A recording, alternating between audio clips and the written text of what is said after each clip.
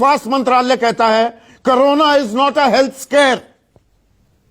13 से 15 के बीच में 1,500 लोग थे निजामुद्दीन में, तो 16 मार्च तक सिद्धिविनायक मंदिर बंद नहीं था, 16 मार्च तक उज्जैन का महाकालेश्वर मंदिर बंद नहीं था, 17 मार्च तक शिरडी का साईं बाबा मंदिर बंद नहीं था, 17 मार्च तक शनि शिंगणापुर बंद नहीं था, 18 मार्च तक वैष्णो देवी का मंदिर बंद नहीं था, 20 मार्च तक काशी विश्वनाथ का मंदिर बंद नहीं था।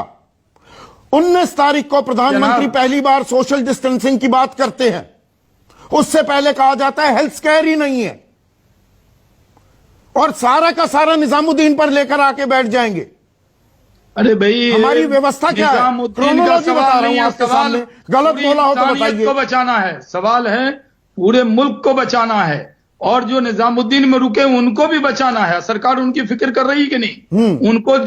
उनको आइसोलेशन में ले जाएगी। 23 तारीख तक संसद चली, 23 तारीख तक संसद चली, उसमें दुष्यंत भी मौजूद थे जो कनिका कपूर की एक पार्टी में थे। कनिका कपूर पॉजिटिव पाई गई। 23 तारीख तक संसद चलती है। 23 तारीख को मध्य प्रदेश में शपथ ग्रहण होता है, जहां पर 300 वहां पर लोग मौजूद होते हैं, उनमें कोरोना पॉजिटिव लोग थे। आप उन पर सवाल नहीं उठाएंगे, एक नैरेटिव चलेगा। अच्छा, आप क्या चाहते हैं कि इस पर सवाल भी न उठाया जाए? नहीं, अपने गिरेबान में झांकिए, पूरी व्यवस्था पर सवाल उठा रहा हूं मैं किसी को पीछा नहीं छोड़ता हूं। ये खुदकशी है, ये खुदकशी है।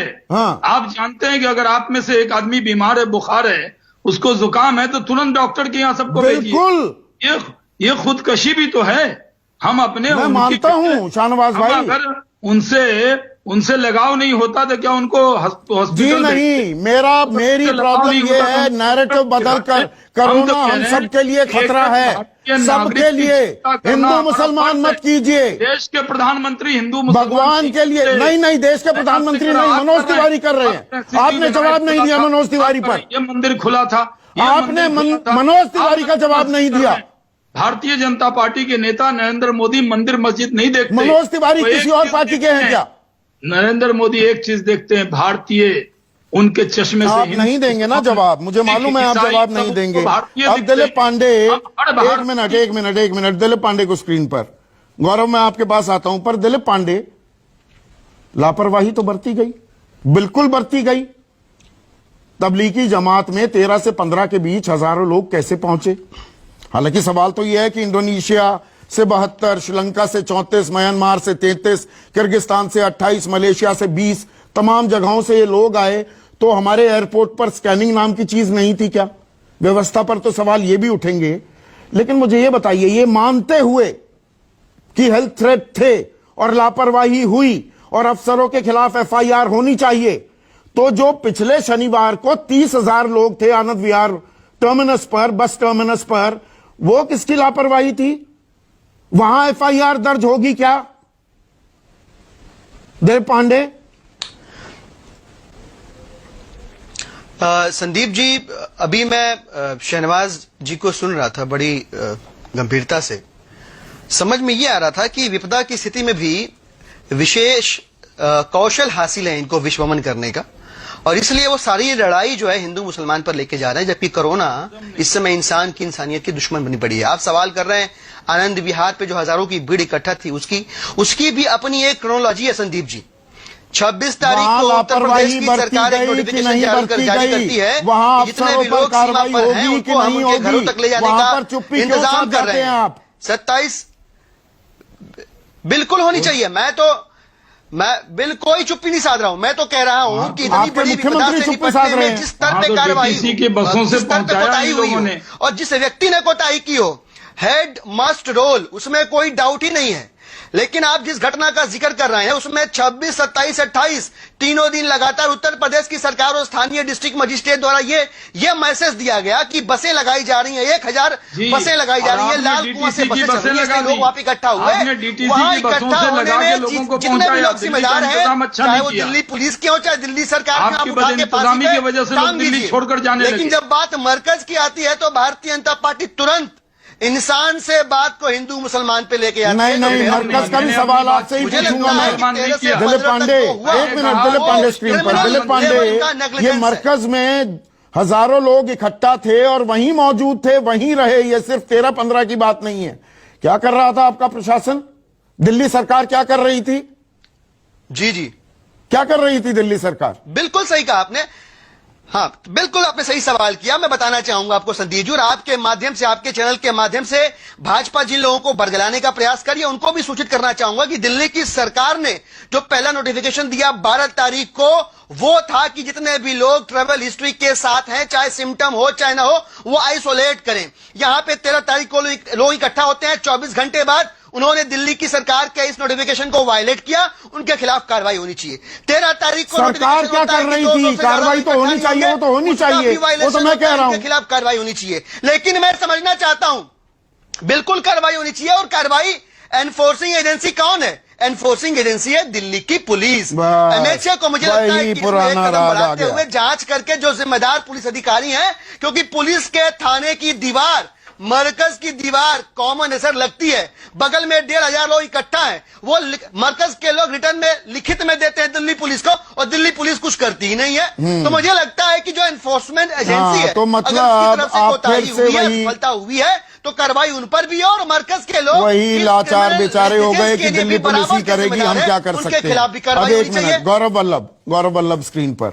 गौरव वल्लभ, मतलब घूम फिर कर देश के सामने इतनी बड़ी विपदा, इतनी बड़ी आपदा, मरकज में जो लोग थे उन्होंने गलती की, मरकज के पास पूरी डिटेल्स हैं। अब सरकार को कितने लोग कहां से आए, वो उत्तर प्रदेश से आए, बिहार से आए, पश्चिम बंगाल से आए, तेलंगाना से आए, तमिलनाडु से आए, सब एड्रेस है, उनको खोजा जाए, उनको क्वारंटीन किया जाए। यह करने के बजाय हम हिंदू मुसलमान कर रहे हैं। व्यवस्था पर सवाल, पूरी क्रोनोलॉजी मैंने यहां पर सामने रख दी, एक भी उसमें त्रुटि कोई निकाल दे, ये मेरी चुनौती है, उस पर सवाल नहीं उठेंगे। ऐसे लड़ेंगे हम कोरोना से, प्रोफेसर वल्लभ? जी, सबसे पहले तो मैं आपकी सारी बातों से सहमत हूँ कि आज के समय हम सबको मिलके इस आपदा को बाहर निकालना है, हमारे देश के लोगों की सुरक्षा करनी है, उनके स्वास्थ्य की रक्षा करनी है।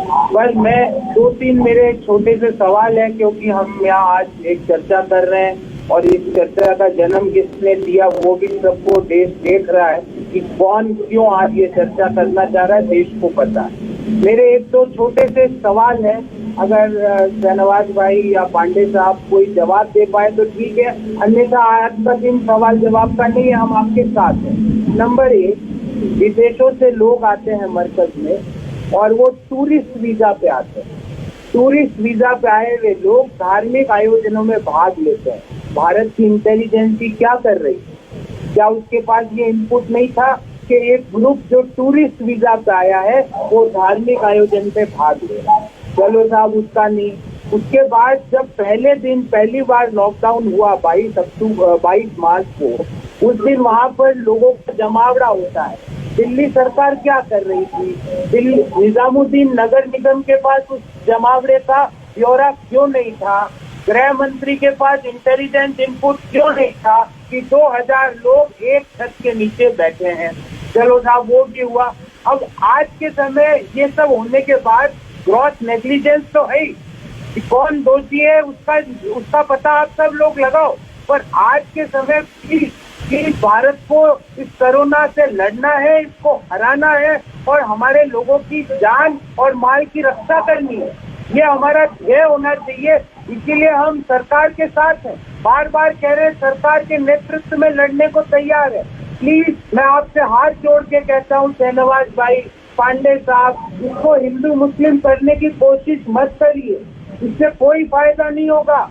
ये विपत्ति का समय है, हमको साथ खड़ा होके इसको कोरोना को हराना है। और जिन लोगों ने भी नेग्लिजेंस करी है, भले वो होम मिनिस्टर हो, दिल्ली के मिनिस्टर हो, नगर निगम के अधिकारी हो, स्वास्थ्य अधिकारी हो निजामुद्दीन के, उनके ऊपर कड़ी से कड़ी कार्रवाई करो, जांच करो और दोषी पाए तो कार्रवाई करो, ये हमारा कहना है।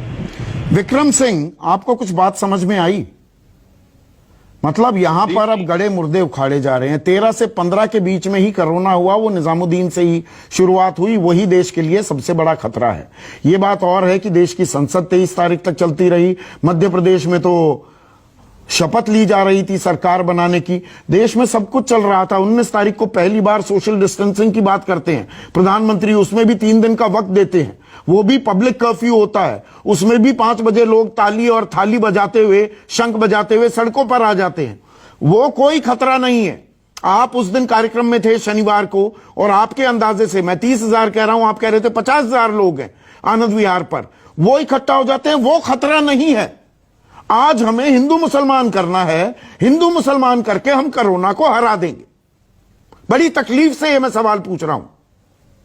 संदीप जी, ये प्रश्न वैसे ही है 2 + 2 = 4। इसमें कुछ क्रांतिकारी सोच की जरूरत ही नहीं। आप कर्मठता को हलन का जो बीड़ा उठाया है और उसके ऊपर कार्रवाई न करने का एक उदार दृष्टिकोण आप अपना रहे हैं। तब भी जब आनंद विहार में जो पलायित श्रमिक थे उनके बारे में, और वर्तमान परिस्थितियों में तो ये क्यूमुलेटिव फेलियर, और मैं बताता हूं कैसे 3 बुलेट पॉइंट्स में। नंबर 1, ये इकट्ठा हुए तो ये मौका खतो खिताबत और पत्राचार का नहीं है। अगर आपके पास कोई जॉइंट कंट्रोल रूम है, मुझे तो संदेह हो रहा है कोई है भी कि नहीं है। अगर होता तो real time action, minute to minute, second to second होता है, खतो खिताबत नहीं। दूसरा, मैं बहुत आश्वस्त होता अगर आप कहते मैंने कार्रवाई कर ली, पास्ट टेंस से बात करते। हम हमेशा फ्यूचर टेंस से बात करते हैं, अगर किसी ने गलती की है तो हम बहुत कठोर कार्रवाई करेंगे। अरे भाई, अगर एक प्राइमा फेसाई भी कुछ होता है, एक प्राइमा फेसाई प्रथम दृष्टया ये हमने दोषी पाया और इनको निलंबित कर दिया, अगर आप ये कह देते तो ज्यादा आपकी विश्वसनीयता रहती। तीसरी चीज, तबलीगी जमात की जो भी गतिविधियां हैं, पुलिस और इंटेलिजेंस की जिम्मेदारी है कि अपने पैर के नीचे घास को उगने न दें।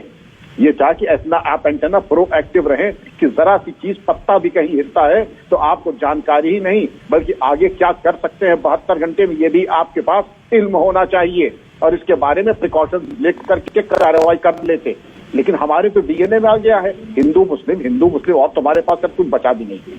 बेहतर ये होता कि हम केवल कानून की बात करते, और जिन लोगों ने आत्मघात करने का ये कुंसित प्रयास किया है उनके ऊपर कानून के तहत कार्रवाई कर लेते। जिन लोगों ने इस